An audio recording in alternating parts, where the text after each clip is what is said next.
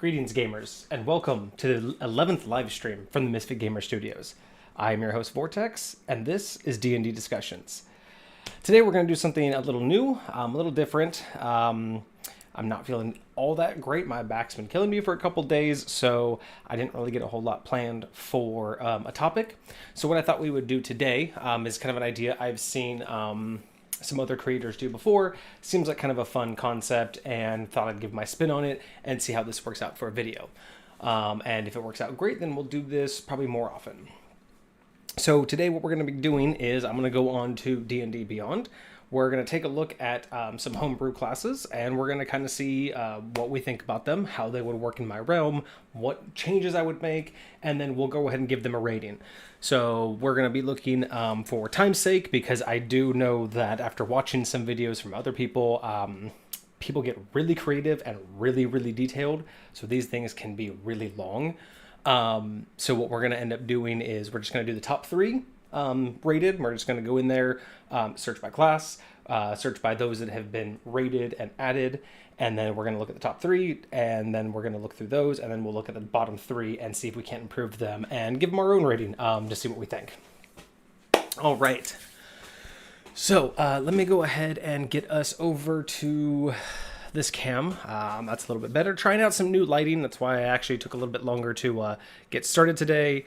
I got some new equipment. We're just trying this out.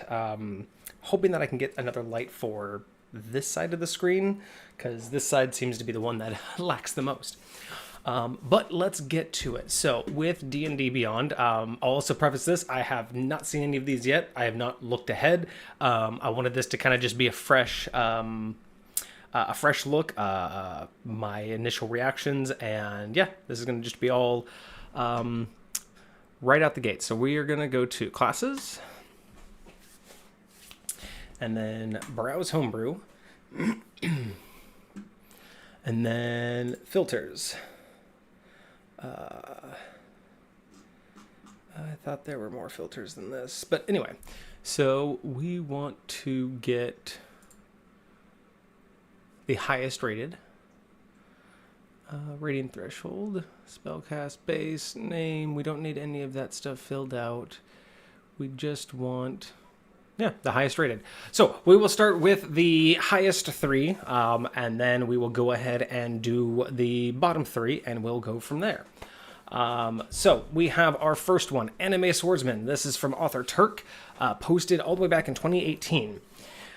It has over 115,000 views, over 5,800 people have added it. We have 133 comments. We'll probably go ahead and take a look at some of those, depending on how long it's taken us to kind of go through this. Right now, it has the top rating of 1,441 points, and that seems to be out of... okay. So there's been 1686 positives and 245 negatives. Interesting way that they do that instead of... But I guess I get it. You know, it's an aggregate, it's an average, so that makes more sense. And this is going to be for the base fighter. I like that the top three are fighter, cleric, and rogue, so we're not going to be doing too much today on the same class. But hey, maybe next time we'll go specifically through classes. All right, so let's take a look at Anime Swordsman and see what we got here. The highest rated class in D&D Beyond as of today, July 10th, 2023. Remember, all the way back in 2018 was this submitted. So, Anime Swordsman. There isn't enough time in your life to hear the backstory of this individual. The Anime Swordsman's past is shrouded in mystery, and you can bet that this fighter's parents were gruesomely murdered in his or her formative years. Okay, I mean, obviously playing off that trope, I like it. Automatically starts off pretty strong. Yeah, okay, so I do like just the concept of my backstory is too important, excuse me. I have too much for, you don't have the time. All right, let me actually, this is probably not great for you guys, especially with me right here. So, oh, perfect. That should be a little bit easier for y'all to read, I hope. All right, so gloating monologue. Gloating monologue. When you choose this archetype at 3rd level, as a bonus action on your turn, you can loudly and deliberately make a long-winded monologue aimed at a creature explaining exactly how you've just gained the upper hand and have been holding back in some ridiculous and obscure way.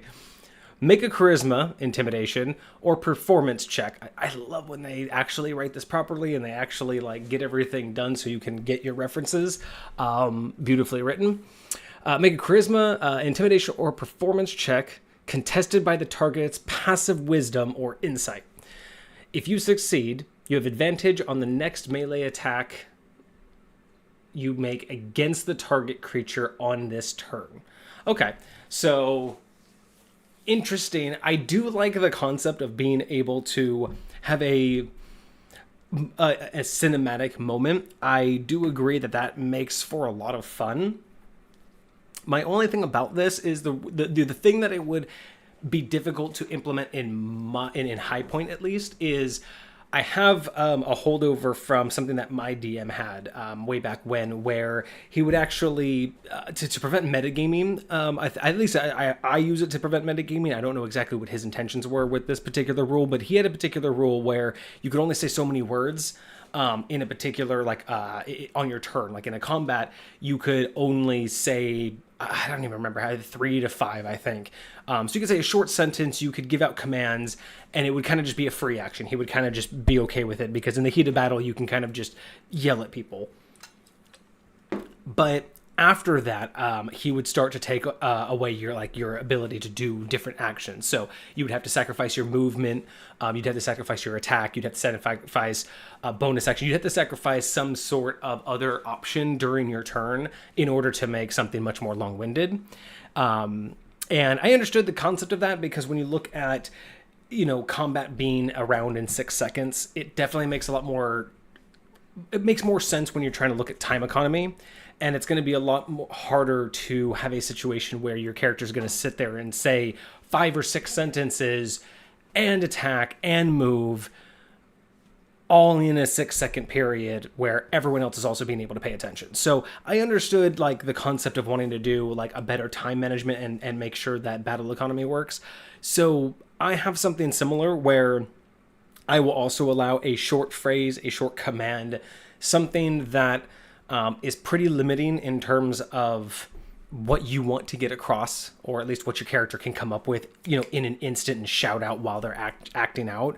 But I also changed up after that. Instead of just taking away what you can or can't do, I start to implement different penalties, and I try to keep it somewhat situational. I try to keep it open and not very specific, because sometimes D&D doesn't work that way. Sometimes you want to have not necessarily the rule of cool, but it's one of those situations where I don't want to be pedantic about 1 or 2 specific words when, if the situation does kind of call for it, let's say you're fighting against an enemy who has, who's trying to close distance, I may give you a little bit longer than if you're actively been back and forth with this enemy and then suddenly you want to do more. So somewhat open-ended, for the situation, but for the most part, it's, after a command, after a sentence, or after a single idea, once you've kind of pushed that limit of what you reasonably would be able to say in that moment, I start to inflict things like, okay, well,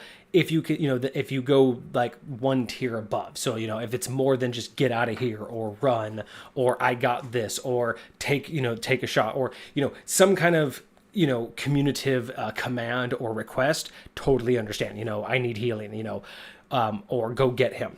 But once you get past that and want to start implementing commands that are much more complicated and start to kind of be more metagamey, it's going to start to go up. So the first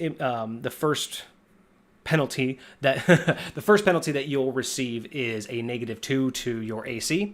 I feel that that's justifiable, because if you're starting out giving out a command and you start to go a little bit too long, I think what's going to end up happening is that your guard is going to get dropped first than anything else. I mean, you're still focused on fighting, but you're more now also focused on your attacks and your communication. And unless the character, or unless the player would give me a really good reason, let's say you have a very defensive build, I would Again, maybe change these up, but for the most part, I take 2 to AC first. Next would be a -2 to hit. And then if it's really something that just would be almost like this, like this gloating monologue, it would almost be at that point a disadvantage roll. Not just a -2 to hit, just a straight disadvantage roll, because at that point you've taken all of your mental prowess and all of your mental power to, throw out this long, complicated thing in the middle of battle. And if you're, 5 feet from someone, if you're square on square with an enemy, yeah, that's going to basically make it to where they have advantage to hit you, you have a disadvantage to hit, and that's kind of like that third tier. So it's going to be a -2 to your AC, -2 to hit, and then it's going to be a disadvantage on all attack rolls, and everyone gets an advantage on you for that next turn, just because, again, you took your attention away from the battlefield, and the battlefield is going to act in kind. But with that being said, I was actually using that to almost say that this would be a problem. But now that I'm thinking about it, gloating monologue would absolutely be an amazing feat, or something that would come with playing this character in my realm, because it would overcome those negatives. In fact, I would even say that if you have this gloating monologue, I would even almost allow a bonus once you reach that third level. On top of this, not only do you get to do this gloating monologue, so you break the disadvantage to attacks and advantage against you, but I would say that I might even make those negatives when you break out of your speech limit. Maybe it's only a -1 to AC and a -1 to attack, and then unless you are using gloating monologue, maybe at that point I would say like it's a, it's then you get a -2. But yeah, at first I wanted to say that there would be a problem with this, but again, with the idea that this is a class specific feat, this is beautiful. Actually, yeah, I'm 100%. I'm on board with gloating monologue right now. I think it fits in perfectly with most settings, and as much as I thought it might interfere with game economy and time, I think that for any DM who would have that idea too, and think, oh, if this is just going to get spammed, because we've all had those kind of players who will just sit there and be like, well, I have this feat and I'm just going to just keep using it because there's no limit. You can do things essentially like have, if you have the, if you have rules in your game for, oh, wow, I am blanking on the word. If you have rules in your game for allowing people to delay an action. So something that I like to do in my games is if someone says, hey, I don't have a direct line of sight right now, but I want to be ready to hit someone, and here's my trigger. So, I don't necessarily like it to be just a overall. I mean, it is one thing if you're an archer and you're just like, hey, the next person that moves with that I can hit within this radius, I allow that.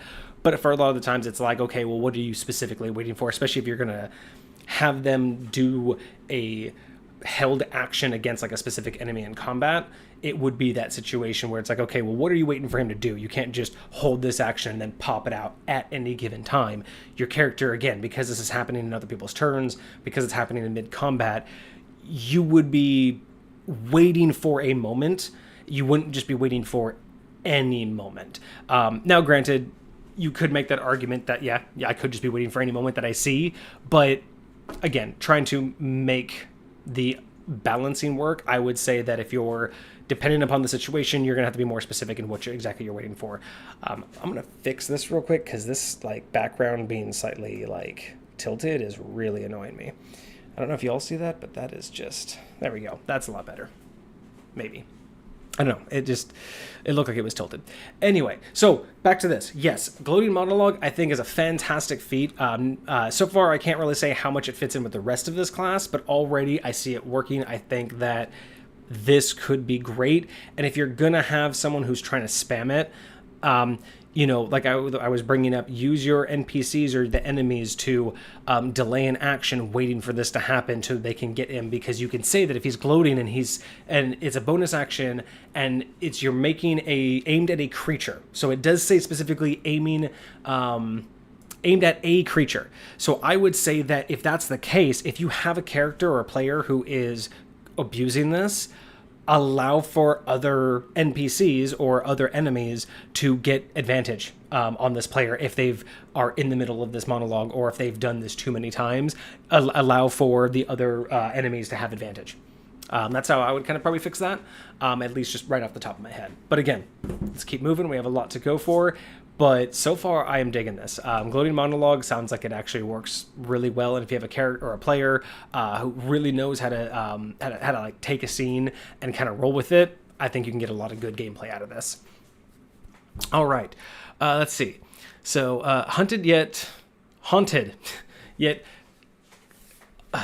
wow. Okay, I can read. I promise I can read. Haunted yet convenient past. At 3rd level, you gain proficiency in intimidation or performance, your choice. I like that. It definitely goes along with the, your path to your past is too much, and I do like this idea that gaining this kind of ability boost with your past, especially if it's kind of part of that whole mystery. I like it. I think that works. And because you're already tying it into your charisma for this guy, I think that's good. I think it will work. Let's see. Power of Friendship. Starting at 7th level, when a creature drops one of your allies to 0 points in sight, or 0 hit points in sight. So your buddy is in line of sight of you, and an enemy just dropped them, or a creature just dropped them to 0 hit points. You go into a blind rage and attempt to revenge them. Ooh, so almost like a temporary barbarian, kind of like a save your friend kind of moment. Hey Kage, what's up, man? What's up? Glad you could join me today. We are going over, because I didn't really have a good idea, we're going over the top 3 and bottom 3 homemade or homebrewed classes on D&D Beyond. So this is the #1 rated class right now. We are doing anime swordsman. So we're just going through, trying to figure out exactly how it would work. So far, we're liking it.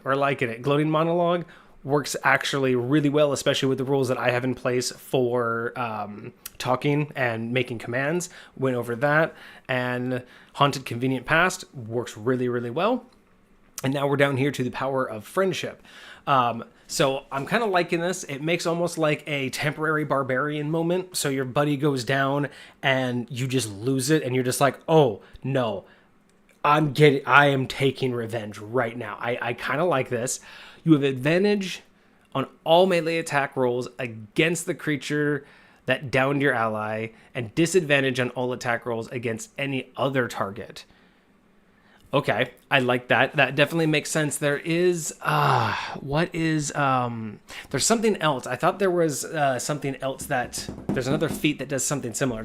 I can't remember it, but where you can mark a target and you get advantage when targeting them or disadvantage. I like this. Getting advantage on all attack rolls. This effect ends if the target dies or your ally regains at least 1 hit point. I agree with that 100%.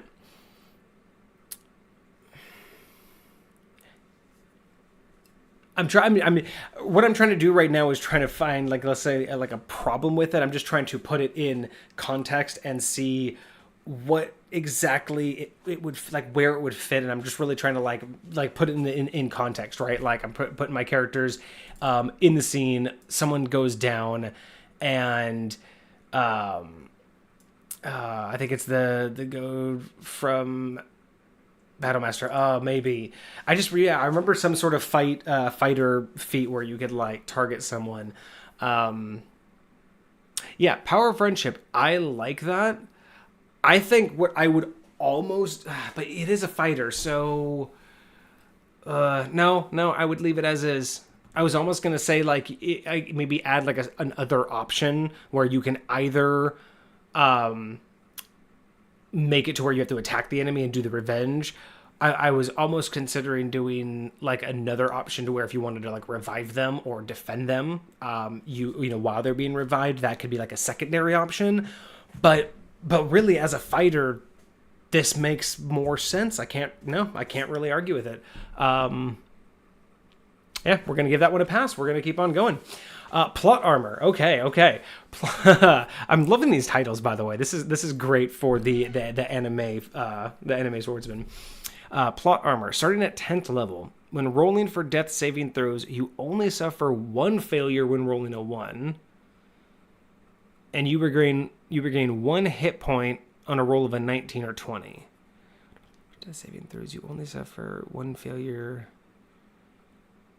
Oh, okay. No, these are just homebrew classes. So this is just D&D Beyond, just going straight to classes. So this is technically like fighter. I guess it would be a subclass because it is like the subclass of fighter. God, I am so bad with 5th edition sometimes. Like I don't have it memorized as well as I do 2nd.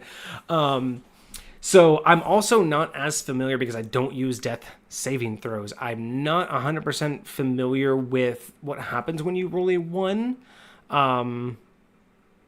So yeah, that I'm assuming you would lose 2. I'm assuming that's what the thing is. So yeah, this run only 1, or only losing 1, and preventing like a crit failure and allowing you to get to 1 hit point, kind of doing that anime just sit up, pick the weapon back up, and be ready to go again.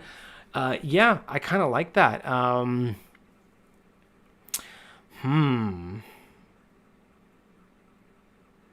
I think the only thing I would change, it has 2 autofill. Okay, 2 autofills. I actually, this one I would alter. I like it, but there is an altercation I would make simply to almost give it that cinematic moment of when, the good guy's down and the smoke clears, he's just not breathing, and then he just gets up and then just picks up the weapon and is ready to go again. I would almost put this as you regain, you go up to 1 hit point on a roll of 19. And if you do get a crit 20, I would either give an option of you gain like either 10 hit points, a 1d10 of hit points, or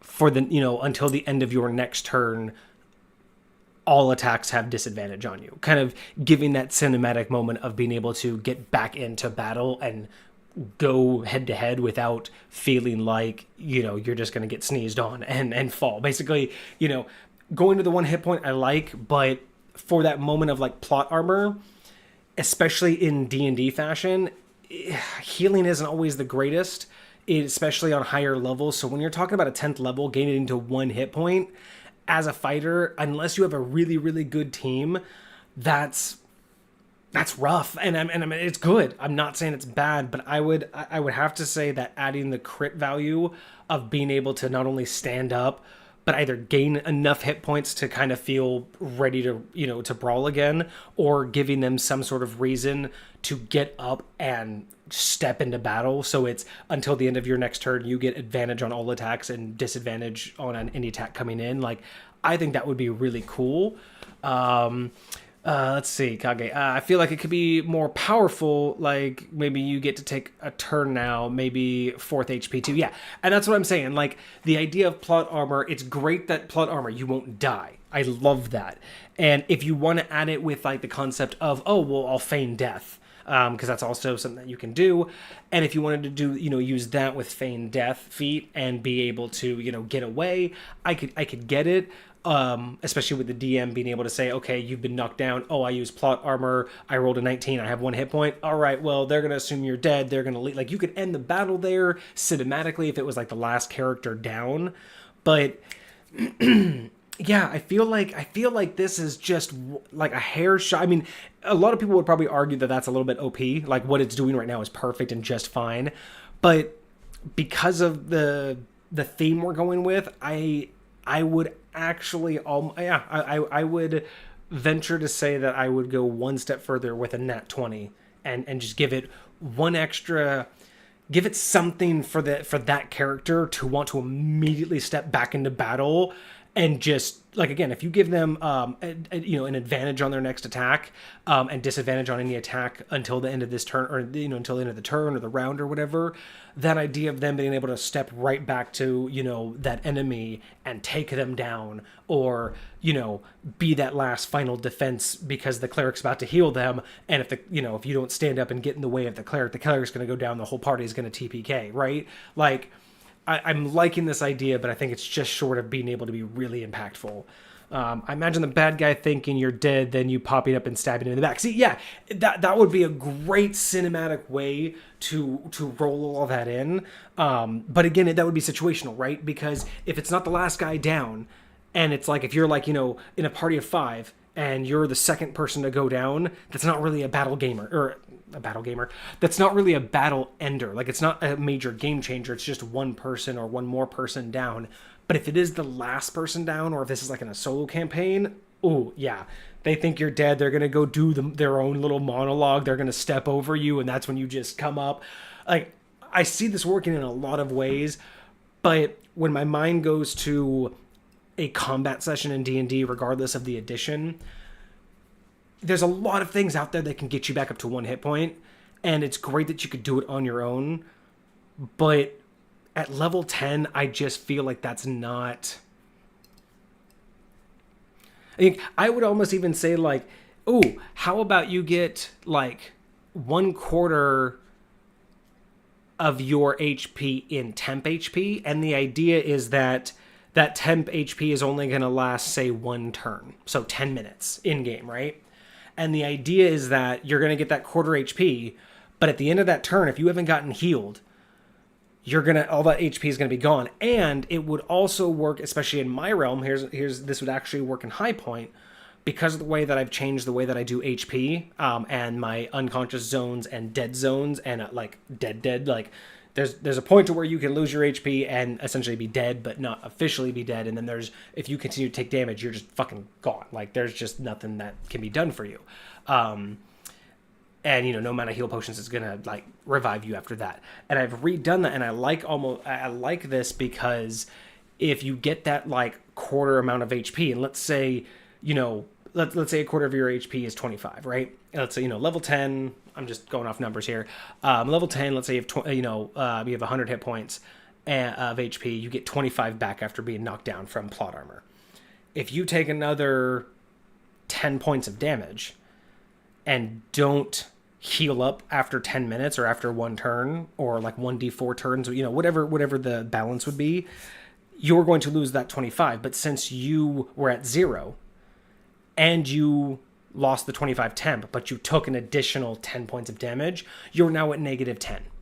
So if you have alternative, like me, if you have alternative HP rules for what unconscious and dead zones would mean, and what, like, officially, like, dead and needing resurrection, or things like that, if you have those alternate rules, something like that temp HP that's going to go away, but reflect any additional damage, because then you're thinking like that anime, right? Because that anime badass moment when they get kicked down, the thing, the smoke clears, the enemy does their small monologue, they turn their back, and that's when the main character flinches, they grip their weapon, they stand up, then they come at them, do a couple really intense, like, blows, maybe the battle goes on for a little bit, they're going to take a few more slashes, but that adrenaline's keeping them going. That's what the temp HP would be, is like that adrenaline rush. And then at the end of the battle, they finally kill the bad guy, but if there's not someone there to tend to all of those wounds, they're bleeding out. That temp HP was just in their mind, right? It's that adrenaline rush that picked them up, but they're profusely bleeding that whole time. And so once that temp HP goes away, once their ability to push past the pain goes away, if no one's tended to them, they're going to do that anime thing and collapse. And then all of that damage is going to come calling. And then you have your HP.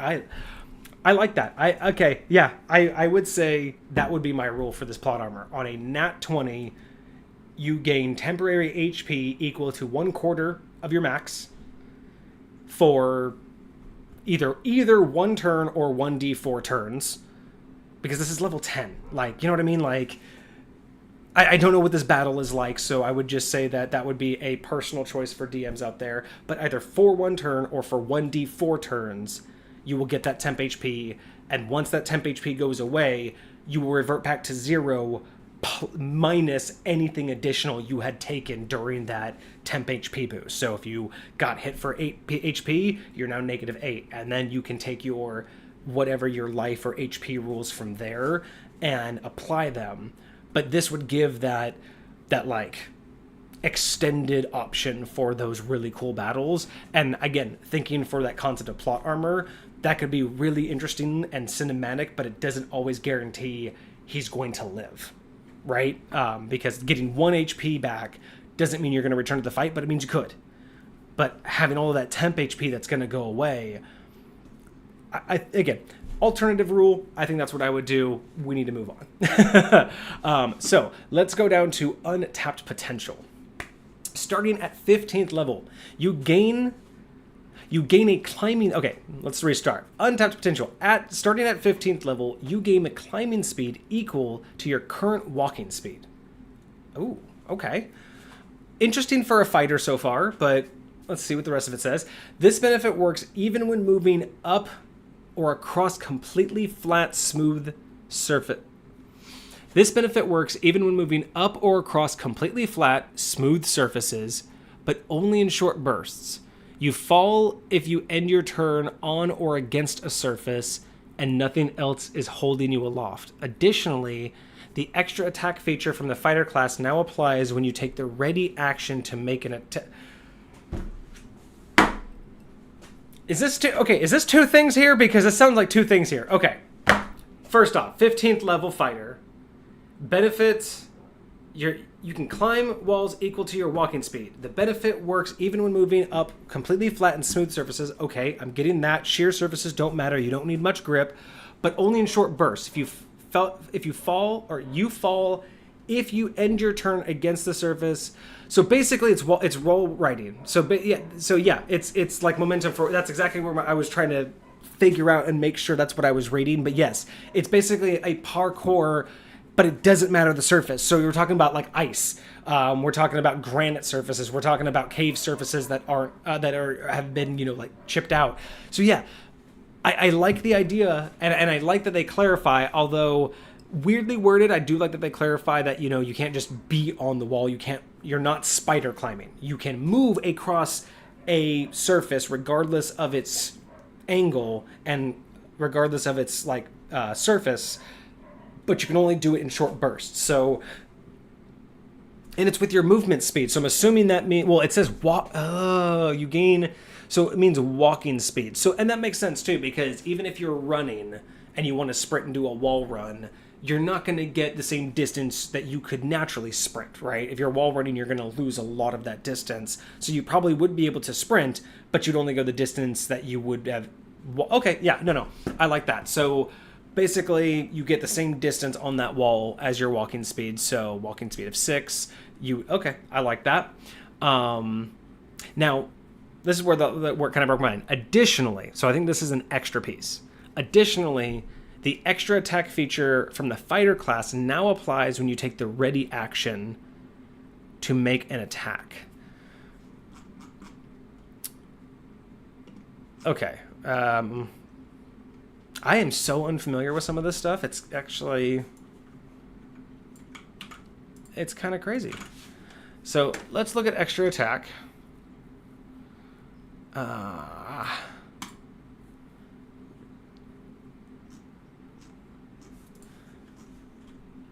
Where extra attack?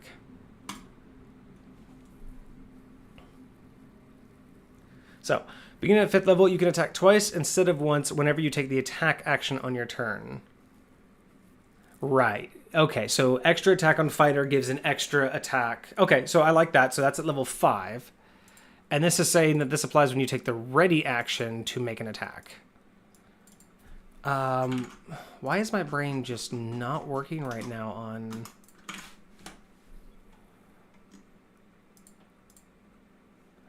So sometimes you want to get a jump on the foe or wait. Okay, so there is... Okay, so 5th edition does actually have the prepare or ready action. Okay, I meant to mention that earlier, but I wasn't 100% sure if they had that fully. Like I said, I am so bad with 5th edition memorization. Like, I really did enjoy it, but most of my experience with 5th edition isn't in my realm, unless it was in Discord. So a lot of it was done for me because of Discord bots. So yeah, I am terrible with a lot of the memorization, but I'm also just don't have that like keen of a memory. So yeah, that's why I really like D&D, because the concept is I don't have to remember stuff that I can't. I just have to remember the things that will keep us going, and then everything else can be referenced. And that's another great thing about things like D&D Beyond, is it's that easy and quick to just get everything referenced and then move on. Okay, so basically, let's get back to untapped potential. So not only can you parkour against a clean surface wall, but you will be able to attack twice when you ready an action, regardless. Okay, so regardless, anytime after 5th level or at 15th level, you can start attacking twice with a readied action. Okay, I don't know why that was so hard for me to understand, but yes, I like that. Because normally, I guess, a readied action, you would only be able to do a single attack, which would make sense. So being able to kind of ready an action, kind of hide, or just get off that, like, kind of like a 1-2 punch. I like that. Okay. Being tapped in at 15th level, though, it seems late, doesn't it? Like, I mean, I guess that depends on what the average time frame it takes to get to through levels is for, I guess, most D&D sessions. At 15th level, a fighter can swing 3 times with 1 attack. Oh, okay. So this is basically keeping it in tier. So you would normally get 1, fighter gets 2. At 15th level, they get 3, but now 2 with the readied action. With that tier process, makes way more sense. And I will absolutely agree with that. That is a lot better. Yeah, I agree. It's pretty underpowered for 15th level. Exactly. I would almost argue that something like that would want to be at 10th level. I would consider adding, and especially because if you think about 10th level, right? I mean, this is old school rules. I don't know what 5th edition considers it, but I remember back with like 10th level fighter back in like 2nd edition and earlier editions, that's when you would basically be like a named fighter. You would be known. You could start getting followers at that point. You know, that at that point you became established. So I would think that like at 10th level, if you're getting that notoriety, if you're known, then, you know, and you're also, you know, getting this idea of plot armor, you know, boots, right? I mean, imagine being able to throw down with that extra attack at 10th level. I mean, you know, I guess it's situational, but still, 15th level, I understand why they did it, because you're getting that 3rd attack, so this is kind of upgrading your readied attack, because if you can get 3 normal, why would my readied attack only get 1? I get the logic, but it just seems a little late. Yeah, I think they should include at least opportunity attacks too. Oh! Yes! They should absolutely, especially at 15th level, if your readied action can make 2 attacks, I think yes. So do this. Add this. The additional extra attack feature from fighter class now applies when you make a readied action to make an attack. Put that at 10th level, and then at 15th level, you get 2 attacks on a opportunity attack. That kind of progression, I'd be 100% behind, because at that point, you're saying at 15th level, your keen senses, nobody gets by you. The moment they, you know, try to move away from you, you got that, you know, you got that 1-2 punch. I think that would be fantastic. That would be how I would change that. Move this part up to plot armor, and then at 15th level, 2 attacks on an opportunity attack. Well done, Kage. I like that. All right. Ridiculously impractical ultimate attack. Okay, I was kind of hoping we'd get to something like this, but yes, this is exciting. Okay, starting at 18th level, as an action, you can make a single melee attack against a creature with extra anime power. The creature doesn't have extra anime power. You're making an attack with extra anime power. A massive explosion forms from the power of your convictions and monologues, and each creature in a 40-foot radius from your target, excluding yourself, must make a dexterity saving throw. The ability save DC equals 8 plus your proficiency bonus plus your strength or dexterity modifier, your choice. The sphere spreads around corners. If your attack hits, the target takes the damage as normal and makes it save against the explosion at disadvantage. If your attack hits, the target... Okay, this isn't everybody. So it goes around corners, so basically just spreads and just encompasses anything within that radius, regardless of protection or barriers. If your attack hits, the target takes the damage as normal and makes it saves against the explosion at disadvantage. Takes the damage as normal, makes a save at disadvantage. If a creature takes 20d6 fire damage and 20d6 bludgeoning damage on a failed save, or half as much on a successful one. Once you use this feature, you must complete a long...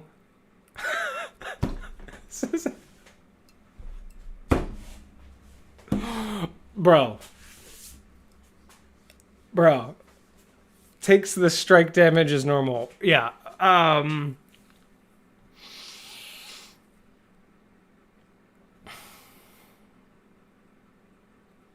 Man, you can do this after a long rest. Just when you could just go nuclear whenever you want after a long... I know it's 18th level. I know. I know it's 18th level. But 20d6 plus 40d6 damage. I like that it's broken out because you do have various things. Okay, first off, bludgeoning, I understand. I don't know if I would have gone fire. Radiant. I would have done bludgeoning and radiant, not fire. I just don't think that fire makes a lot of sense I mean, I know it goes along with the explosion, but I'm not sure it makes a ton of sense in terms of an anime boost of power. That would be more like energy, being released. So yeah, I mean, I know it's 18th level. I know you're supposed to be uber powerful at that point. I don't disagree with how much damage it does. After a long rest, though, that's so OP. Like, 20d6 is basically like... I mean, that is so specific. Is this ability comparable to a 9th level spell?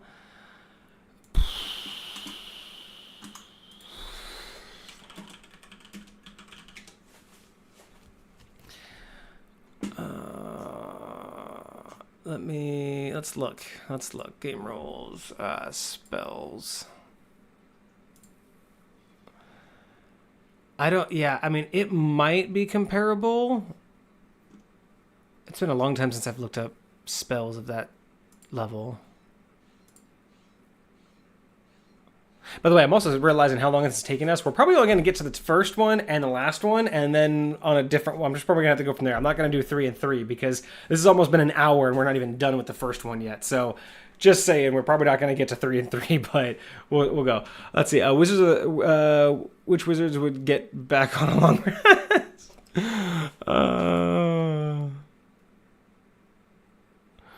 Yeah, they would get back. I'm trying to get this thing. Okay, so...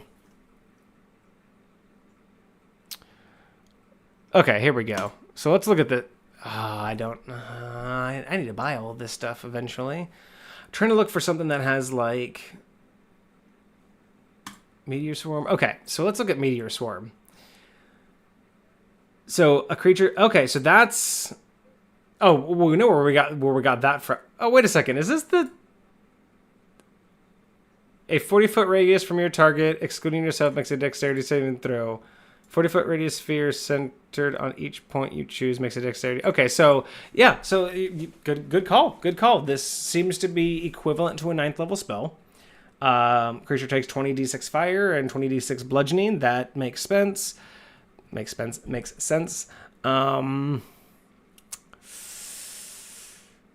Yeah, and you're right. This would technically be a long rest, and they would be able to get this back. That's technically not untrue.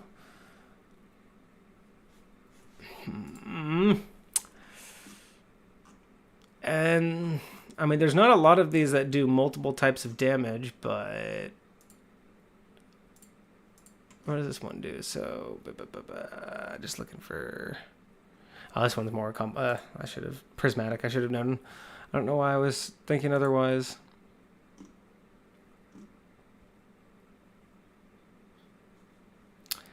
Uh, 1d6, 10d6, 2d6.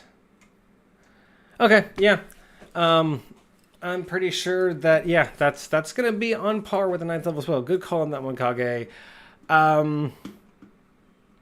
Yeah, I think it's good. I really think that I would do radiant damage.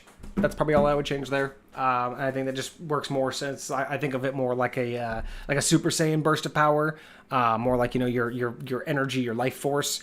I mean, fire is cool, but I just feel like something more like, you know, I think something more like radiant. Or if you're an evil character, you know, something more like from the negative plane, something like that. But yeah, okay, I dig it. I think, yeah, ridiculously impractical ultimate attack. I think it could.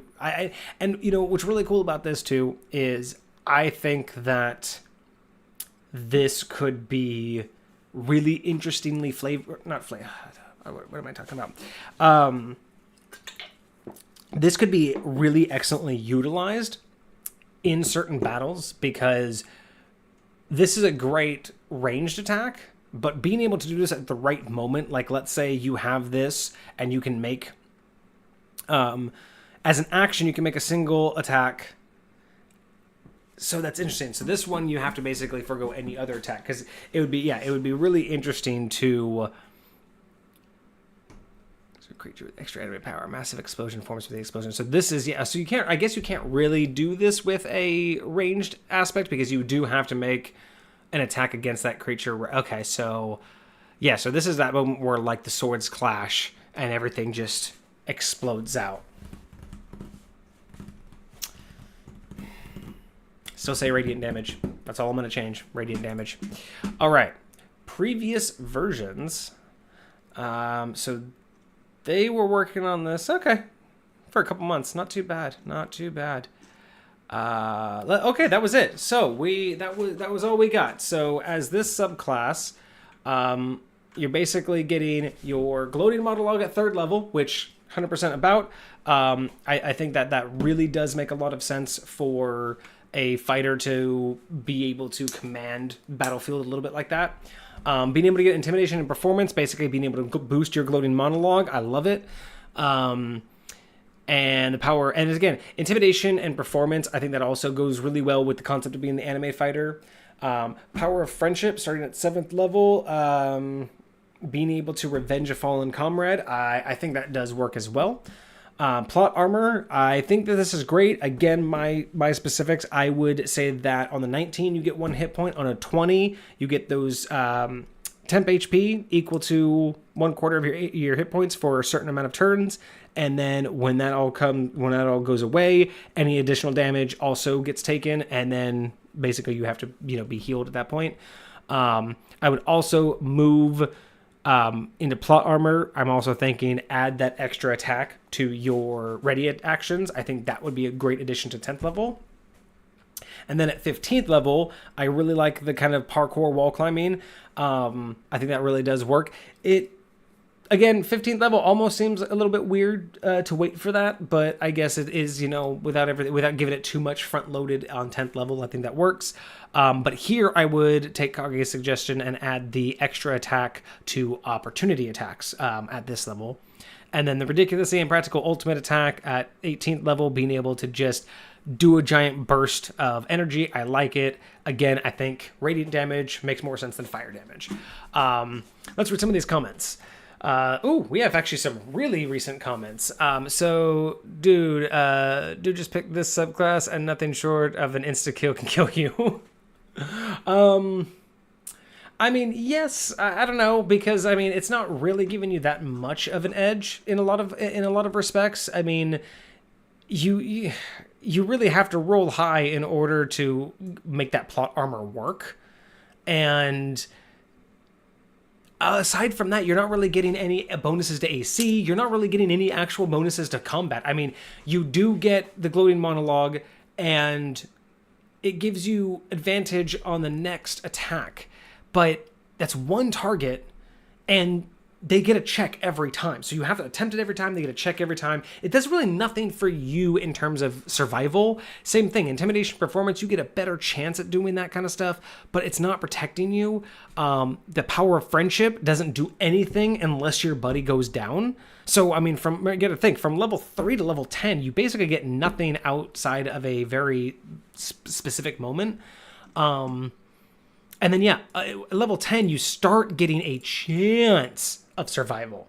But the idea of getting hit, knocked down, I don't think it's going to happen. Wall riding and getting an extra attack on ready attack, it's not going to, that's not going to game change anything.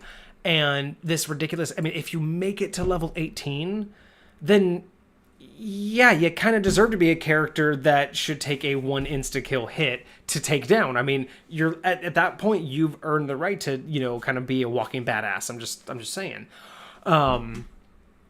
So yeah, I'm thinking I disagree with that comment. I don't think it's that OP. I think it has OP aspects in certain situations, but overall, I think it's a fantastic subclass. I think it all works together. Let's see, what's the next one? With how shoot an enemy works, ridiculous impractical ultimate attack should be debuffed down to 2d6 fire damage, 2d6 bludgeoning damage after ending the first villain, since every other villain appears will be able to shrug off the ultimate attack with ease.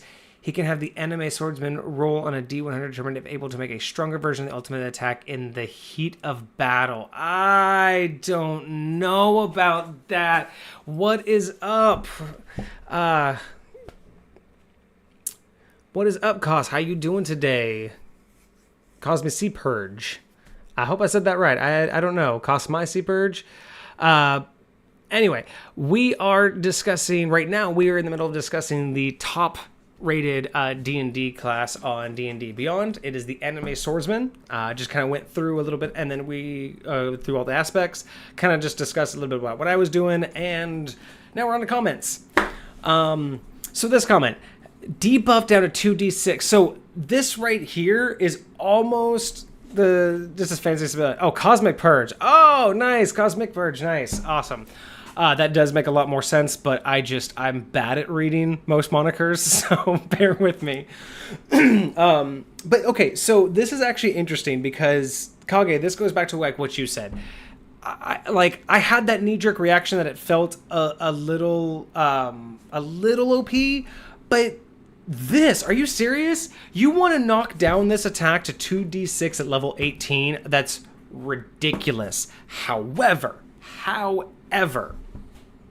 dude did give me an idea here, because he's right. He has a point. In D&D fashion, this does make sense to be a level 18 power because, like you pointed out, this is very equivalent to a level 9 spell. When you're looking at, what were we looking at before?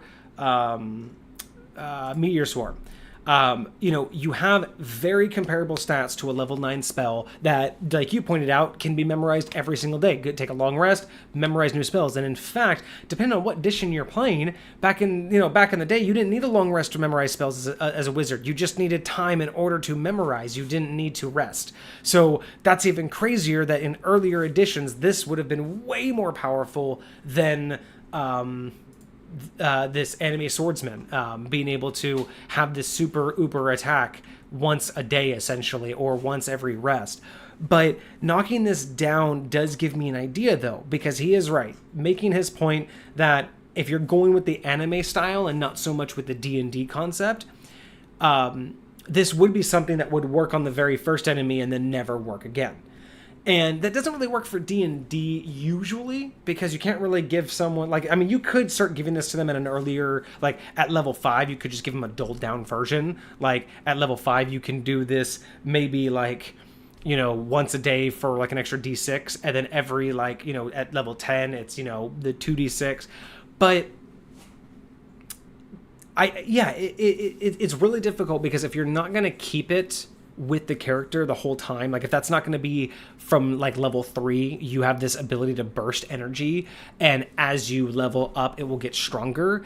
That's the only way that this comment really would make sense, because at level 18, by that point, you get this like really cool thing, and then it's only going to be useful once. And by level 18, I mean 2d6 fire, 2d6, I mean 4d6 damage isn't a lot at level 18. I mean in a level 18 battle, that's not going to be a ton of damage, you know what I mean? So for like an ultimate, like this is like my last ditch attempt, I feel it's a little lacking.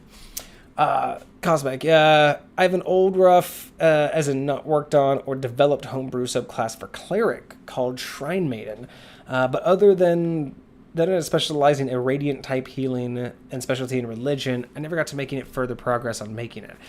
Yeah, you know, I've started a ton of classes. One of my favorites, though, that I never got to finish, that I actually will probably present on stream one of these times, is my Deceptor class.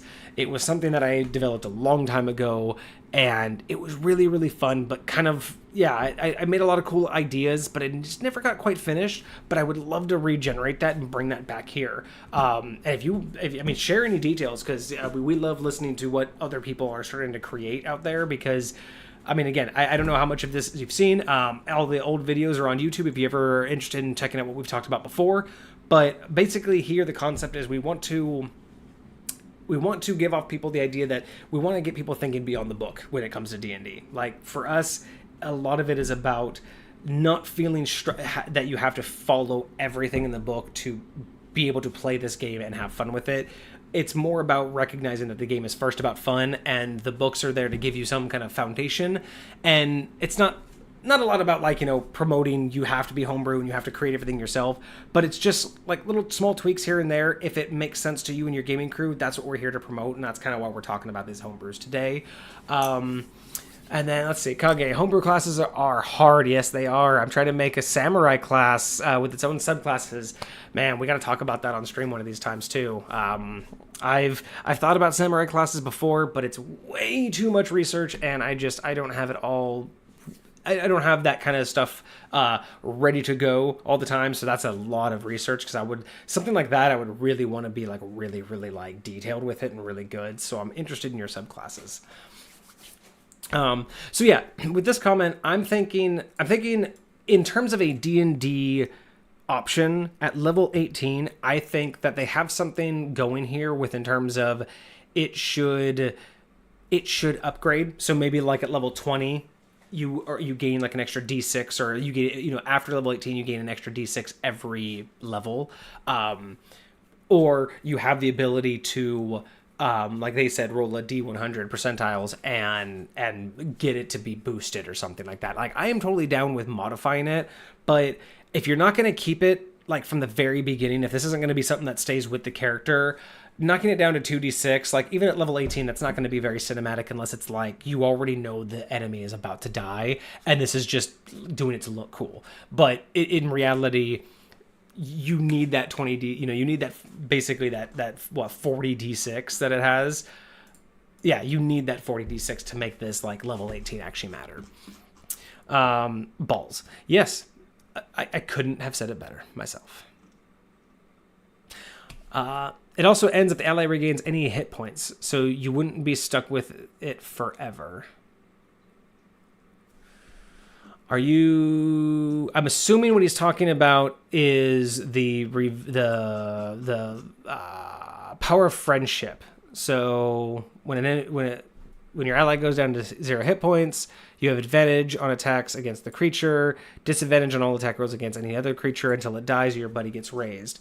I don't think that's, yeah, the idea that it also ends so it wouldn't be forever. I'm assuming, like 1 hour. Otherwise, if the enemy escapes, you'll have advantage on all. Okay. Let me get to your guys' comments real quick, because this is interesting. Let's see here. It's heavily inspired by anime. Okay, we'll have to talk about which animes. I think it'd be really cool to have a feature that knocks somebody down to a certain amount of their max hit points, like 50. Oh, like a feature, like an actual ability or something that if you land it, it would just automatically cut it down. And then Cosmic, in my homebrew D&D world still being made, no party to play in it. There's a white dragon that created the world. After she dies, a white dragonborn, equivalent to a cleric 6, paladin 6, sorcerer 6 PC, is the Shrine Maiden. And unbeknownst to her, is the very goddess she is a paladin worships. And unbeknownst to her, is the very god she as a paladin worships. Oh, that's interesting. Okay. Rather than her breath weapon being cold, it is radiant healing. So, the white dragon that created the world. After she dies, a white dragonborn is the Shrine Maiden. So, that's interesting. So, fascinating. Okay, sorry, my brain's just like having to catch up. Okay, so your white dragon creates everything, dies, is recreated into essentially what would be the new goddess, but due to whatever background is happening, that goddess is currently trapped away from herself, does not understand who she is, but found her way to herself eventually, is still pulled in by the same magic. So she is a paladin of a goddess that she herself hasn't recognized. That's so let me go back to your previous comment, because you said, so the Shrine Maiden is a class. So is the Shrine Maiden like a one-time option for someone to do, or is it just that you have an NPC that is also a Shrine Maiden, or is the Shrine Maiden always going to be that reincarnation? Because I'm trying to understand, like, because I'm just reading through what you said is you have the homebrew subclass for cleric called the Shrine Maiden, and then it has the radiant type of healing, and then this backstory is that it's a reincarnation. Oh, okay. So you have very specifically designed this subclass for an NPC. I have done that myself, or at least done that to test plenty of classes. That's interesting. That could be such a fantastic character to run into, whether or not the party would game with it always and just have them as an NPC party member, or if it's just an NPC that they would see periodically as the game progresses. Either way, that is a phenomenal, like, end game plot device. I love that. Okay, so let's get back to these comments, because I do like these back-to-back comments, and then we'll go on to the lowest rated. So we have Artemis Fowl said, shouldn't the power of friendship have a time limit, like 1 hour? Otherwise, the enemy escapes. You'd have disadvantage on all attack rolls until you find and kill them. And then this person, it also ends if the ally regains any hit points, so you wouldn't be stuck with it forever. I find that funny because, yes, that's a hilarious concept of, yes, well, I mean, just heal the guy and he's going to pop up. But if he truly kills someone, and, I mean, again, it could be one of those situations where imagine, let's see, so when a creature drops one of your allies, so if you're in the middle of a town fight, and technically everyone's fighting the enemies and they're all allies, and you just want to use this to buff your attack roll, and the enemies escape and like run away because of something, and the townsfolk just died, and like he just got burned to a crisp and there's nowhere to revive them. Yeah, that would be hilarious to think that would be stuck with it until, like, you know, that one guy just up and died someday. But I think that, in my opinion, like, this would be obvious to the combat session, like once that combat's over, just like with most with a lot of, you know, those like combat based effects, like a lot of that usually ends at the end of combat because they're no longer useful. You know, barbarians don't continue to rage for, you know, hours on end. Like, certain things can be cut off, and I would assume that this wouldn't happen. Is if they ran away once combat was officially over, I think that you'd get to your senses and then you would go help your friend and not be there. But I thought that was kind of a funny comment. Let's see. So Cosmic, to be specific, when the party meets her, she is still alive but imprisoned by the campaign's BBEG. When the party frees her from the imprisonment, the party would fall to their death, but she spends the last bit of her energy to save them. That's a hell of a hook right there. Hell of a hook if I've ever seen one. I like that. She bestows each party member with a special dragon scale engraved with each PC's character name in their racial language. at time of great need. At a time of great need, the scale transforms into a customized character-specific legendary weapon and armor. How long does it last?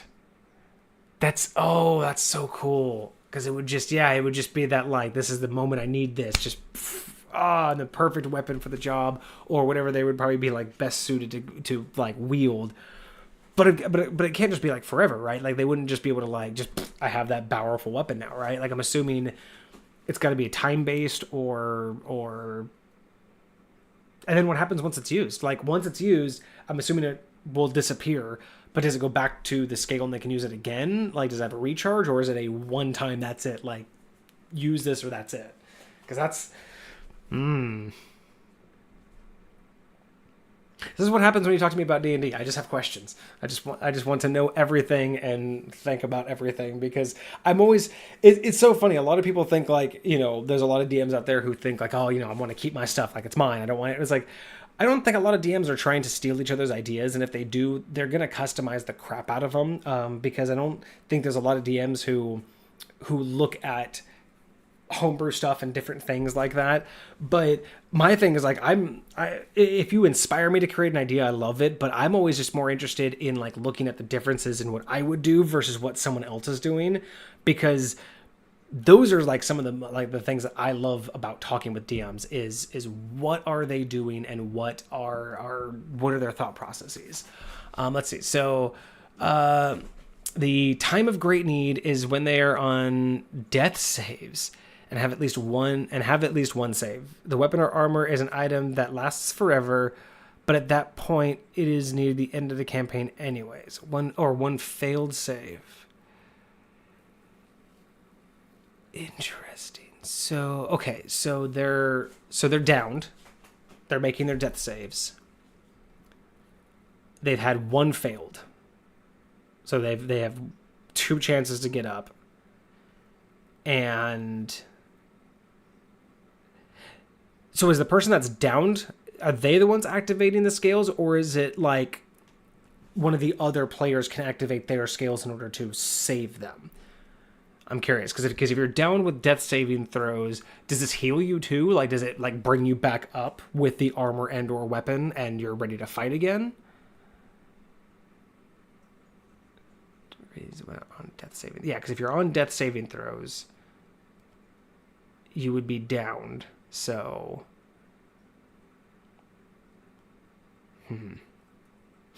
I like that. Let me pull up this next class. So that was Swordsman. Oh yeah, we got to rate this class. We got to rate this guy because this was a fun read. I'm thinking I'm not going to add it to my collection, but I'm going to give this an upvote. I am absolutely going to say that this gets 10 out of 10 high points. Even though it could use a little bit of modification, that's also a personal preference, but I'm going to give this one all the points that I can give it. 10 out of 10. Would play this subclass someday, but not today. All right. Now, back to classes. Now, we are going to flip this. And now, the fun stuff. The lowest rated class on D&D Beyond. We'll probably go over this. This will be my last one because I do got to go get dinner here at some point tonight. Here we go. Cosmic. 1 chance if they roll a nat 1 on their next save. It is an auto-activated effect. Attunement is instant. So does it bring them back up? Like, so a nat 1 on their next save, which means that they're going to fail. So they already have 1 gone. A nat 1 on a normal saving throw, we just reminded ourselves earlier, will give you an auto fail of 2. So you're basically saying that if they've failed once and they're going to basically die, they failed all of their stuff, but they've rolled a nat 1, this will specifically activate auto attune. But I'm assuming it brings them back up, right? Like they would stand up with at least 1 hit point, if not max. Do I have that correct? Just because it seems like, it would be that like pivotal moment. Yes, it heals them as if they've had a short rest with 2 hit dice. Oh, okay, cool. So not just like a full, you're up 100%, but 2 hit dice. I think that could work. So it brings you up. And is it player choice or is it dice roll and whether it's a piece of armor or a weapon? Did I just forget that I read that? She bestows each engraved the characters at the time of grade each scales transform into a customized character specific. Okay, so a customized character specific legendary weapon or armor. Is that the player customizes it, or have you would you pre-design them based on the characters they've made? Because ooh, yeah, that would be. I think I would probably have an idea of what they would be, and I would probably be the one to decide, but I'm curious, would you have the player get to custom fit it and make that decision, or did you pre-plan it? Because that would be really cool. It's customized by me for each character based on their race, class, playstyle, and such. Nice. I like that. That's actually pretty dope. That's pretty dope. Something that you can just come back with, just weapon or armor. Man, that is such a cool idea. I'm trying to think, do I have anything like that? I don't. I have like NPCs and I have players who have taken precautions and done things that will do similar things to that. But no, I don't. That's fascinating. I like that idea, but I don't have anything like currently built that is like that, like last minute, like I have items that will spare you from dying like once. But yeah, that's really cool that it just like becomes this whole customized piece based on their gameplay, like really something that you've watched them do for a while. That's a really cool idea. I like that. Abajari, is that a Abajari ladies and gentlemen, it is improved. All right, so we're going to move on to the lowest rated subclass in D&D Beyond. It is an Abajari improved. Fantastic. Fire Giant 5 posted this back in 2022. It's had over 1,100 views. 76 people have added this, so someone likes it. 6 people have commented. We have a negative 30 points. 12 people have upvoted it, but 42 have not. And it's a rogue class. Let's get into this. This is going to be interesting. All right. Let's... Here we go. Get that. All right. Abajari improved. Subclass Road. You were a follower of the Samkurot and have taken the code of stealth in the samurai order. Oh, Kage, pay attention. We might have some stuff for you for a subclass. It's a samurai subclass, apparently. I mean, a samurai rogue. Yeah, okay. We'll go with it. Death attack. Starting at level 3. Once per short rest, when you make an attack that includes your sneak attack, double all the damage. This damage is further doubled on a crit. Cosmic, how can I word it? When the party gets to the island the goddess is imprisoned at, the first thing they see are 6 massive chains that give off a corruption type aura. There is a shrine at the top of the island's highest peak. Inside is a crystal orb that acts as a channel for telepathy. Ooh. I like that. That's such a cool design concept. Like, I know that's probably not how you would... I'm sure you have way more ways of describing it, but that's already a good start for that description for like an end game. Like, that sounds awesome. So Death Strike. What do we think about Death Strike? Level 3. So basically, what is Death Strike? So once per short rest...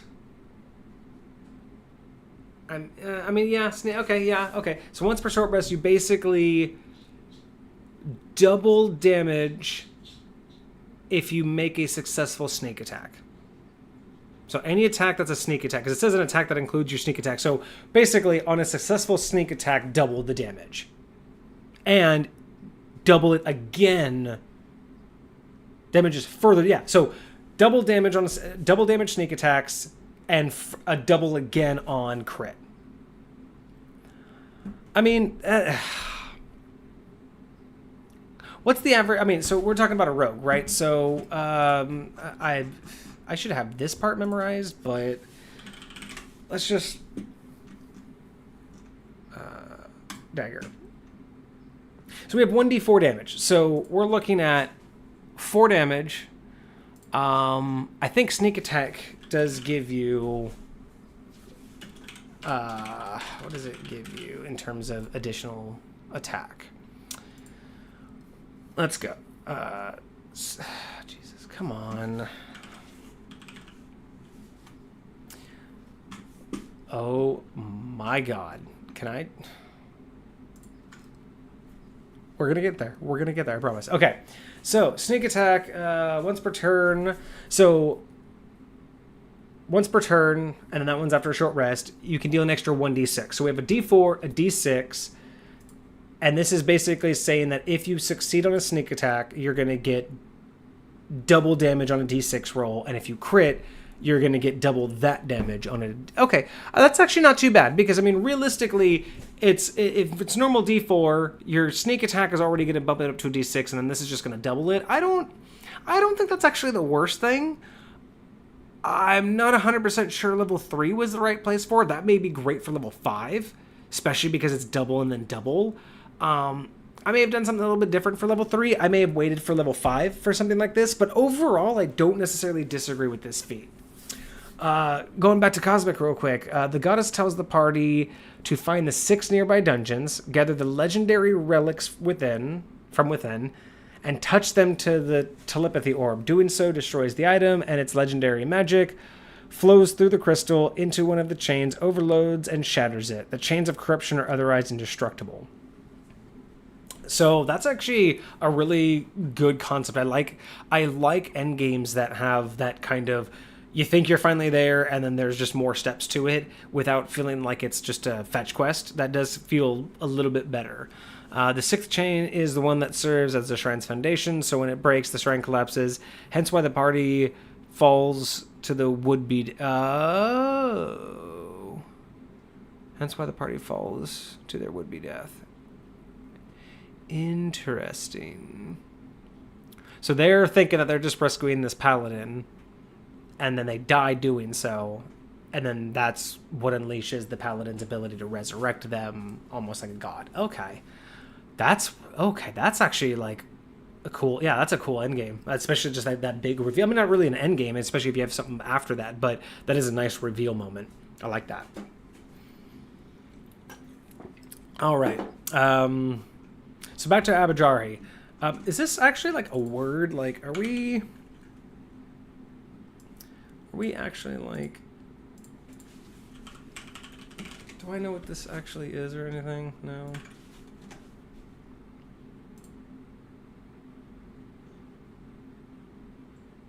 Nope. Doesn't look like that was anything, like, doesn't look like it's an actual word or anything. Just want to check that out. So yeah, Death Attack, I think it's good. I just think I would wait till level 5. I think it's a little bit too powerful for level 3, but, I mean, let's keep going. But now, we're just going straight from level 3 to level 9. I don't know. I don't know what you guys think. As a DM, personally, I think when I'm creating things, whether or not I give something like a boost at level 3 outside of the normal leveling up process, sometimes I will add like an extra feat or something custom, or just, something at level 3. But as a general rule, level 5 is always where I add something. Like, I like level 3, level 5, level 10. Sometimes I'll do a level 7. But level 3 to level 9, I'm just going to call it right now, that's bullshit.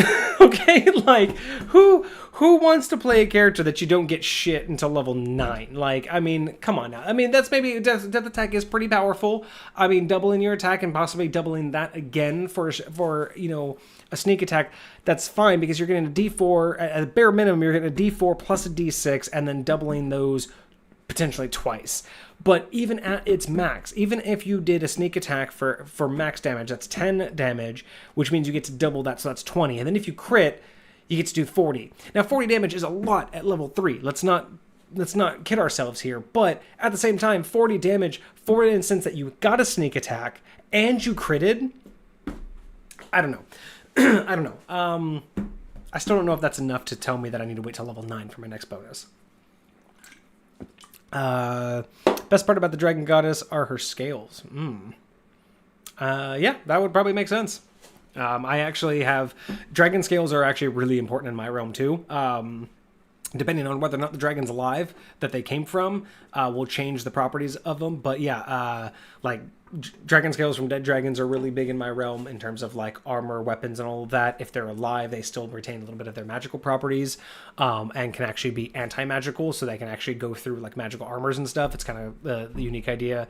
And then the more powerful the dragon, the more effects that the scales have. So I'm digging this idea that you're using this like celestial dragon scales to do some fun stuff with it.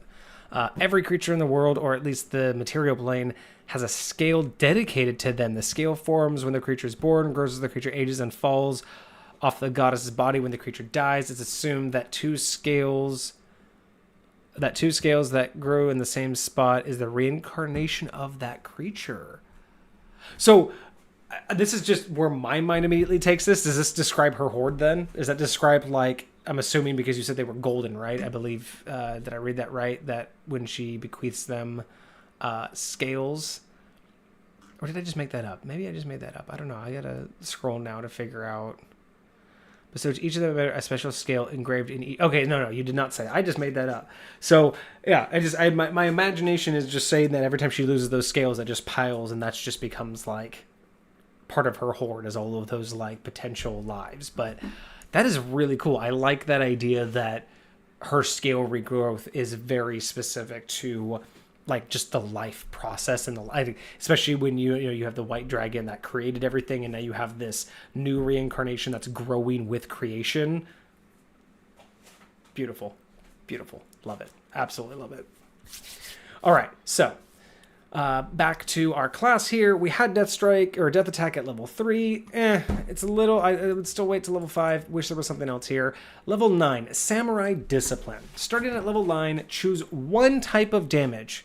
You deal an additional 2d6 damage to that damage.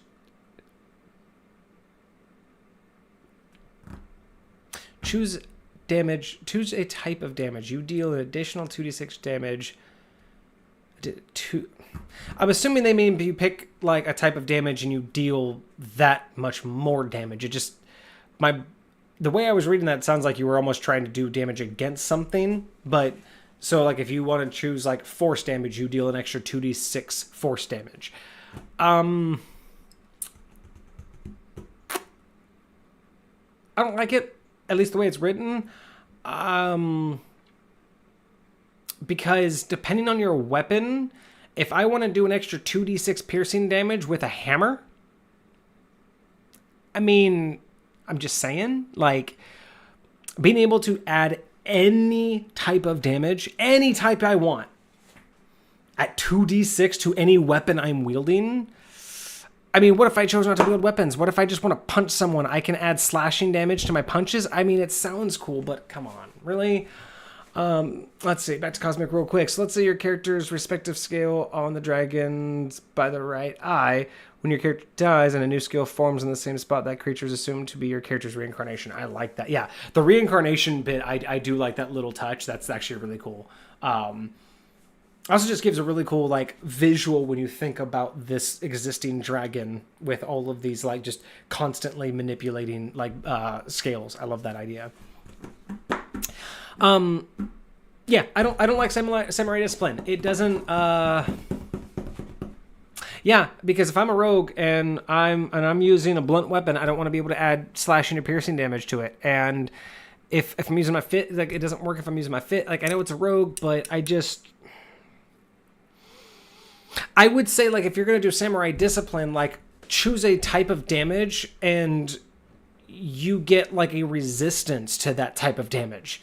You know what I mean? Like because you've toned your, you've tuned your body to be able to resist certain attacks. I would say, yeah, why? I know you want to make them more powerful, but this is a rogue we're talking about here. Why are you adding types of damage to all of your attacks? You're not a fighter. And why are you calling it Samurai Discipline? Like, it doesn't seem like it fits here. I'm thinking this should be more like you're a rogue. You want to be able to be able to get away. So the idea of being able to be able to roll with a certain type of attack. So you like glance it off and take less damage. I think that would be better than saying I can just add 2d6 damage of any type that I want with any weapon I want. I don't know, a little weird. I would change that to switching out for damage protection. Blade Master. You've chosen the art of the blade and deal additional damage when slashing.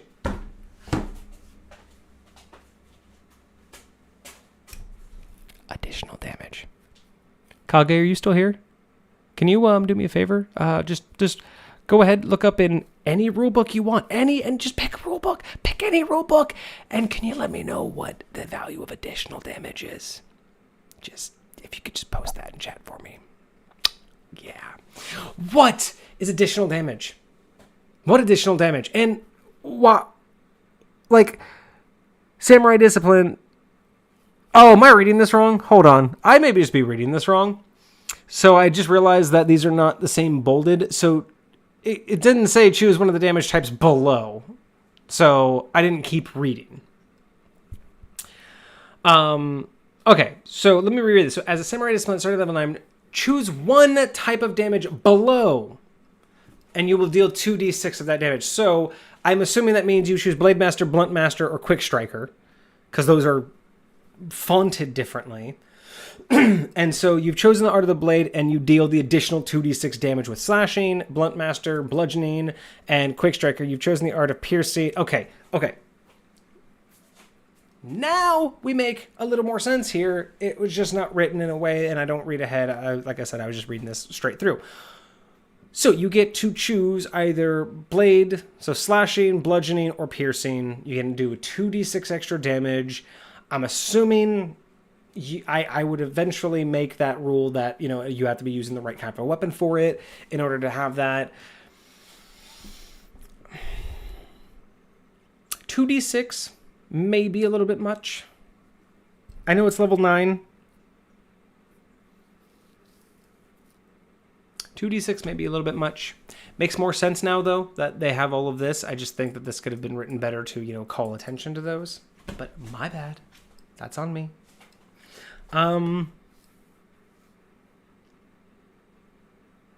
Yeah, I still think that it would be better. Like, it makes sense with the samurai concept, but you're being sneaky here. And I get that you're just trying to beef this guy up to be like this sneaky come around. But, like, samurais weren't known for being sneaky. Samurais weren't known for sneaking up on people and bludgeoning them in the back of the head. So I'm thinking, again, this should be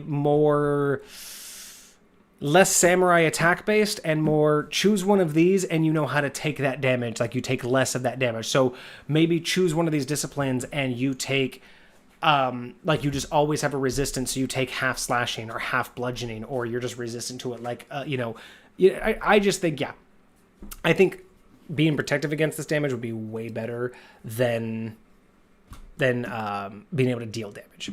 Let me get back to Cosmic over here because he's been posting a little bit. So as a DMPC, she has AC 15, HP of 1500, 18 in all stats. However, she can not be healed. All damage she takes is doubled, and she can't damage opponent. So she cannot be healed. Makes sense because she's a deity, so you can't really heal a god with mortal magic. All damage she takes is doubled because she's probably in a weakened state. And she can't deal damage because she's not that type of god. She's pure healer. If she dies, the world would slowly start to fall apart as the goddess's power is gone, and there's no longer a way to maintain structure.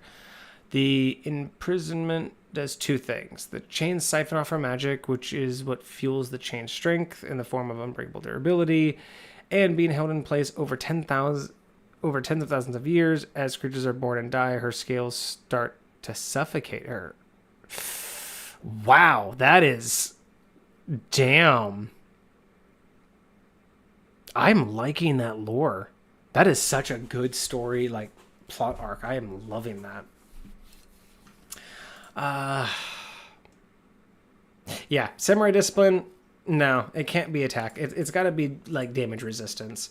Now at 13, what is this leveling up process? Like, now we're level 13, Semkrot Loyalty. Starting at level 13, your dedication to your code has inspired and attracted a promising young recruit. You gain an assassin sidekick. The BBG is smart to use the goddess's unique trait with her scales against her. Yeah, I like that. Because eventually it's like, yeah, you want a siphoner, but eventually, if anything does happen, like if the balance goes out or if, he eventually kills her, yeah. That's cool, though. Like,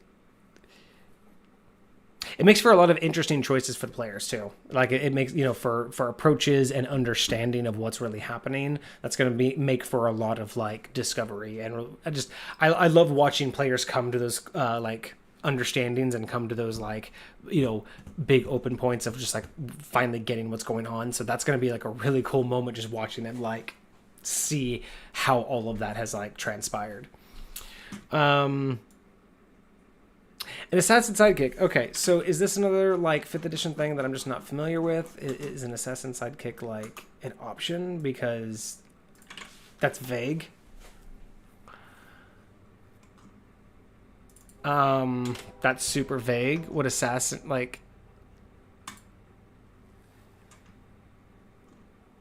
So you get this? Do you just get like a NPC, or do you get to control it? Like attack rolls, any hit is surprise creature with a critical hit. Like, I mean, this would be dope if you could just like have this NPC, like, I mean, a sneak attack, evasion, a multi attack. I mean, armor cost 15, 78 hit points. Like, this wouldn't be a bad addition to the party. What happens if they die? Do you get a new one? That's what I don't know. I don't know if you're going to get a new one if they die. I don't know if the DM's supposed to play it or if the character's supposed to, or the player's supposed to play it. I mean, you basically get an extra fucking whole extra character at level 13. Again, like, what's this with this level 13? That maybe level 10, but because you start to gain followers and loyalty, but that's powerful. 78 hit points, like all just following you all the way around. You could basically just tell them, hey, you're an assassin, hide in the shadows, never be seen, and if someone comes to attack me, just stab in the back.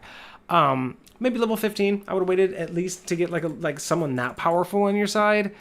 Level 15, man. Like, that's assassin sidekick. I mean, their stats aren't that great, but I'm just saying, like, that's pretty powerful that's just pretty powerful in general to be able to have that sidekick. So I don't know. I would at least raise that to level 15, and I don't know if I would give them a full assassin.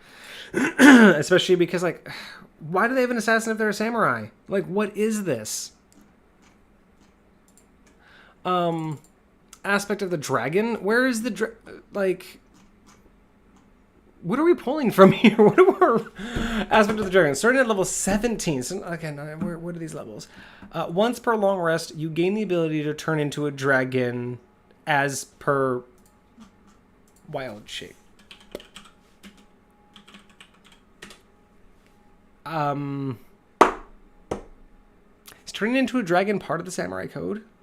Is that like the final stage that I just don't remember?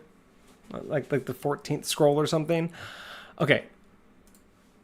Turn into a dragon per wild shape.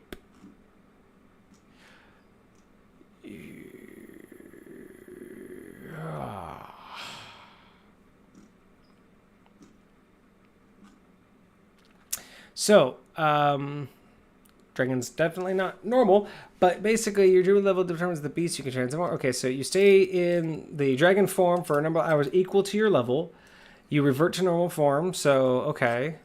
When you transform, you gain the stats are replaced with the stats of the dragon. You would transform and get their hit die. You can't cast spells. You retain the benefits of any features from your current class. You choose whether your equipment falls to the ground. What kind of dragon? Like, it's almost like they wanted to do their own version of like a Mortal Kombat animality, and they were just like, hey, it's a samurai. That's Japanese. Let's throw a dragon in there. Let's just do this because, hey, I wanted it to sound cool. Like, I don't know why it's level 17 and not 18. I don't know why it's a dragon. It doesn't say what type of dragon, so that could just, in the wrong hands and with the wrong DM not putting the right limiters on it, I don't think that's working. It's missing a lot. Let's go check out these comments. I don't know. This is just, this feels very sloppy, thrown together, not not a ton of like purpose. I think this was very unique and maybe very like created for a very specific situation, and not really thought out for gameplay. Some of the abilities don't even say what they do. I downvote this. Yeah. It's obviously gotten better. So that was in January 20, and I don't know when this last got updated. Does it show update? No updates on the bottom. So I agree. Well, I don't necessarily agree because which is he talking to? I mean, maybe he got confused with this and got these. I think he maybe got confused like I did, but otherwise it's pretty obvious like what they do. So I don't know if I agree with that comment. Wild shape rogues don't have that. Also, grammar please. This is a little OP. Oh, that's commenting down here. There's a little OP. Cool thing about subclasses is that it can give you spells you wouldn't normally have. Yeah, and I'm like, wild shape rogues don't have that. It's like he said, like wild shape, like you can transform just using the rules of wild.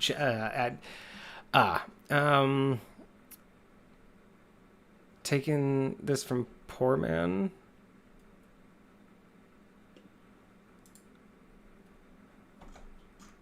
Wait, did he literally just recreate?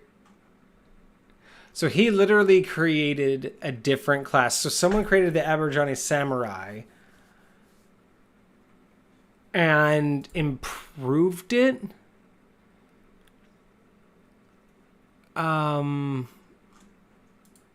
we're going to look at the original because this is weird. So followers follow the Samurai Code. We're just going to kind of speed this one a little bit. They isolate their home island and... Okay, so... With this improved version, we have, or the original version, Death Attack. Actually, I gotta get back to Cosmic real quick. He was chatting me up. So, oh, you've been giving me a little bit here. So, we last left off about her scales suffocating her. The BBG is smart to use the goddess's unique trait with her scales against her. It's important to know that...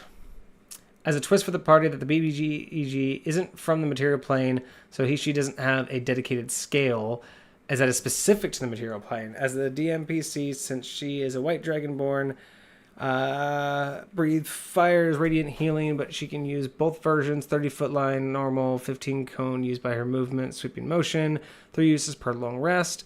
Once the BBEG is slain, there is a special post-game dungeon that is formed from the scales dedicated to all the other living creatures in the world, animals, NPCs, enemies, etc. Together they will form a 15-floor dungeon that, if conquered and surviving party members remaining, ascend to godhood, along with the single use of a wish and attribute of the PCs and an attribute of the PCs choosing, like God of Luck, God of so becoming a god. That's a good way to become a god, especially like for like an end game. Like that's I like that, being able to have that like just extra level of accomplishment, especially from another dungeon. That's cool. Always leave them wanting more. That's a fantastic way to do it. Always leave them wanting more. All right, so let's quickly go over this, and then I got to get out of here, guys. So the original Abijare was posted by Mavos. Let's see. So Death Attack originally was Sneak Attack gives you an extra D6 on your normal damage. So this is going to double your sneak attack at 3rd, 6th, 9th, 12th, 15th. Wow. So this original one, just every time you get 3 levels, you are just doubling your sneak attack again. So it starts at a D6, then... I mean, at this point, that's another question. Do you just double the die, or do you double the roll? But a double D6, and then you double it again. Oh, man. Double your sneak attack every time. That's... I don't even understand what that is. Like, that's just so many doubles. Like, that point, are you just rolling a higher dice? I don't know. Samurai Increase. Choose one type of damage. Add 3d6 of whatever damage you choose to any attack you ever make. Come on. Extra damage. Choose a type of damage. Add 3d6 of whatever damage you choose to... And call upon 10 samurai. Their HP is 50. Their AC is 16. Their weapons are katana, a longbow, and 2 daggers. They are all... They're all drow. They're all drow. Drow Samurai, just 10 Samurai. Sweep of the dragon. The powers are unleashed within you. Chain-style dragons burst from the ground and eats you. You are now that dragon. After 7 hours in this form, the dragon lands at the nearest land and fades into you. In this form, your HP is 150, your AC is 18, your flying speed is 140, your ground speed is 15, your attacks are fire breath, which deals 5d6 times 6. 5d6 times 6. The other attack is tail whip, which does 10d6. Final breath. Your HP increases by 100. Your AC is now 20. Any attack you make becomes 30d6 plus your sneak damage, which has been doubled. Okay, so I see why we needed an improvement. That one's going to get a downvote. But unfortunately, this is,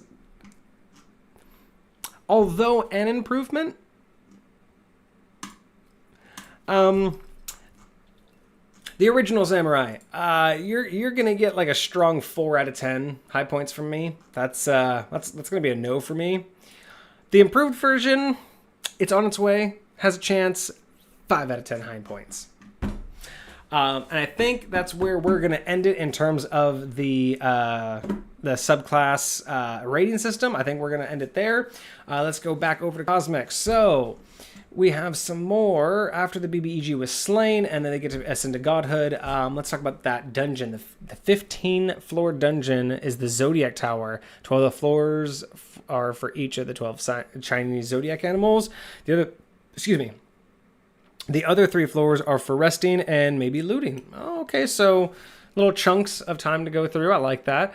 When the DMPC uses the healing breath weapon, 4d8 healing, but if used in the 15-foot cone form, it is disadvantage. Roll the 4d8 twice. Take the lower total. I like that. I like that you're thinking of all of those like contingencies too. It's a lot of the times I see DMs doing some really fantastic stuff, but it turns out I don't see them thinking through all of the scenarios that they could face, and it sounds like you're kind of like, at least objectively looking at how that game could unfold and trying to at least look at, okay, it's not just going to be a guarantee they're just going to come on through here, but it's also not going to be a guarantee that they've just completely lost. Because I know a lot of DMs who just assume that it's going to be a TPK, and a lot assume that they're just going to steamroll them. But there's got to be that nice little middle where you have to like understand there's a lot of things players can do. You can't plan for it all, but kind of having like a nice little wide range of options. I hate that advantage and disadvantage normally only apply to rolls using the D20. I agree with you. I think as a rules is written, I agree with you on that, and that's where I think that's where this whole D&D Discussions podcast live stream is all about, man. Think beyond the book. I would say that there's no reason and there's no justification to say that you can't have disadvantage or advantage on different types of rolls. Now, some rolls it may not make make as much sense, like percentiles. The way I use percentiles is kind of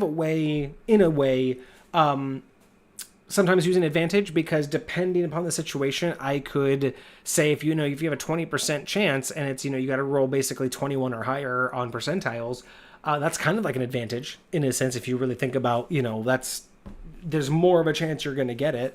But I would say that, yeah, there's nothing really stopping you from allowing that option for doing advantage or disadvantage on any type of roll. And I don't see that. I mean, again, big thing about me, if you'll watch the other videos that you'll see, is with High Point in my realm, it's all about making sense, especially when it not just makes sense to me, but makes sense in the fashion of how everything else works in my realm. So I wouldn't necessarily say that there's anything that's stopping you, but you could also very easily justify and make an understanding of why there would be disadvantage on those rolls. So I say try it out. I would say test it. Like, actually give it a proper play test, make an NPC or two, throw them in a situation and see what it would be like to offer advantage or disadvantage on situations and see how it turns out.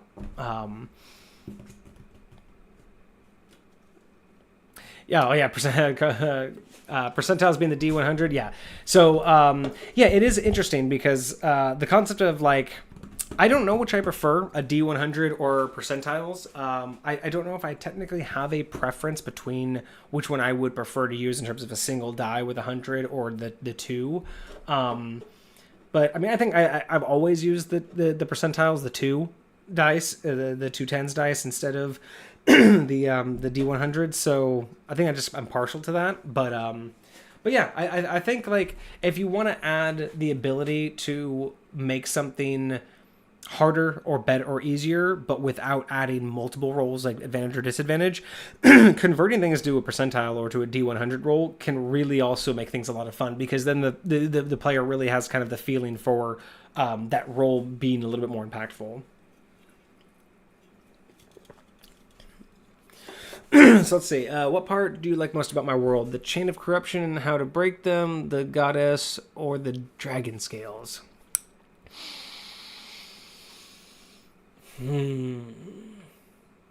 From what you've described to me, just at face value, that's a very hard question. I really like the chains of corruption and how to break them. That mechanic, that level of understanding in terms of like a final, like a final slog to finally like, do all of the things and beat the game essentially. That fascinates me the most. I mean, I love the idea of the deity. I love the idea of the goddess and her scales. I love the fact that you've made her an NPC and part of the actual campaign where it's going to be a big reveal. I love all of that, but not that. I mean, again, there's nothing wrong with those. It's just that those higher level ideas, I feel are like, when I look at things in terms of the higher level ideas of how things work versus what the characters are really going to start to experience, that's where I start to differentiate where I put like hierarchy, because I love the story. I love the goddess. I love everything that you've planned up until that. And I wouldn't really want to change any of that. But if I had to put a ranking system, what the players are really going to experience, which is going to be those dungeons, which is going to be that big reveal. Like, yes, they're going to experience the character. They're going to understand about the goddess, but that's not going to be all the things that they're going to tangibly go with. And I think that's where I put more of a hierarchy, because I love all of my background stuff. I love all of my gods, my deities, everything that I do to keep my realm going, in game and out of game. All of those things are really fun for me, but they all mostly are for me because I know my players aren't going to experience them a lot. So I put more value in terms of what are the things that they're going to interact with the most. And it sounds like that's going to be those dungeons, slogging through those dungeons, breaking one chain after another, then getting that big reveal. That's going to be that really valuable interaction that they're all going to walk away with. And as cool as it's going to sound to, talk about the deity and how it works and everything, what the players really, I think, end up walking away with is going to be that reveal. It's going to be the difficulty that they, the difficulties and the challenges that they overcame to get there. And that's why I put more value on it. Not that it's a better idea than the others, but at the end of the day, I think it's, as our job as DMs, to give the players as much as they can. And I think that that's a solid idea, and it's going to keep them coming back for more. Every dungeon they make, every chain they break, they're going to want to go to that next stage. They're going to want to see it. And then when that big reveal happens, when that final chain breaks and they see, who she really is, or if they fail and see her die, and then they get the dialogue about what happens to the world after the fact, like all of that, I think is going to be what they walk away with the most for. And I think that is what I would be most excited for, because that's what's going to be the most tangible to them. That's what's going to be the thing that makes their campaign, because all of that other stuff, as beautiful and as great as it is, that is just the world at large. It's the existence of things, whereas those dungeons are going to be like their bread and butter for that later campaign, right? That's probably going to be several gaming sessions of just those dungeons. That's going to be so much more memorable. Let's see. This is a late game, level 16 and higher stuff. Yeah, and that's why I say it's going to be way more memorable, because at this point they've put so much into their characters that this is going to be the moment they've been waiting for. 2 of the 12 encounters in the Zodiac Tower are not combat focused. One's a mini game, form of hide and seek with the rabbit, and the other is basically a quiz show. That's so cool. I love little things like that. Kage actually did something not too long ago with his group where they were. I forget. It was like they were on almost like a court TV show kind of concept where it was like court. They were in a court case, but it was also like very dramatized for like entertainment value, and it was fantastic. It was like game show meets courtroom. Yeah, that was a really fun experience. I think those are also good ways to detract from the situations. 1 floor is 1 encounter. Okay, that does help make it speed it up, and depending on the night, you could probably get through quite a few. Yeah, so I like that. At least it's not like multiple layers, like 7 or 12 different dungeons of multiple layers each. That'd be a little bit ridiculous. But yeah, that's not too bad. But let's see here. So we are pushing the 2-hour mark. I still haven't eaten dinner tonight, and I don't think my wife has either. So I should probably go figure out what we're going to have tonight. It has been great having you guys. One final note: the rabbit floor will hopefully be the most fun. Yeah, I'm actually. If you continue to keep working on this, pop into the stream once in a while, and just let us know what the updates are. I'm really interested. When in doubt, Subway.